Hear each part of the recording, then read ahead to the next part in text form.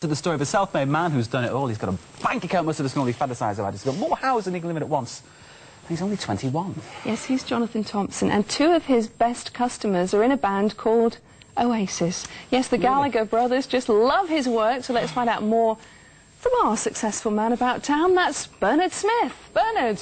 Lucy, good evening. Thanks very much. Well, many years ago, when you and Mark first started going to the pub, these sort of games were all the rage. They're a bit outdated now. There's new technology, new graphics, new sounds, but fashions always change, and believe it or not, those things are now the best thing to have in your pubs. And the man who had the money-spinning idea to create them and recondition them is Jonathan Thompson, and he's with us. Jonathan, what on earth gave you the idea that people would be interested in these games? I think I was always into old video games when I was younger, and certainly now we're living in an era where 70s music, there's been a 70s and 80s revival, and I think all the artefacts from the 70s and early 80s are all coming back. A lot of the people that remember these obviously remember the 70s, and that's where I thought, well, let's try and bring them into sort of the general public. Certainly here at the Fab Cafe, that's what I've tried to do. But I mean, today we've got fantastic graphics, fantastic sounds.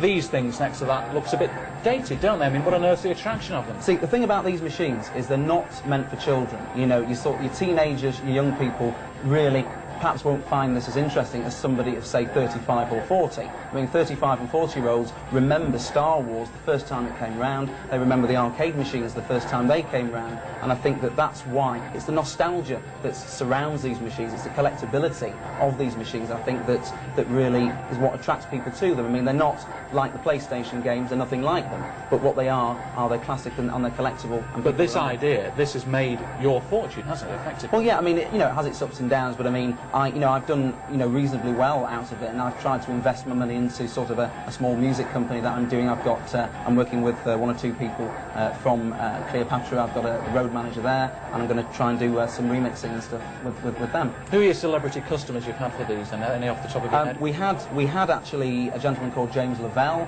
who owns a company called Mowax. He bought a Tron. And one or two people from 808 State were quite interested and expressed an interest, and also the Seahorses as well were quite interested, and they bought a Star Wars, an upright Star Wars machine.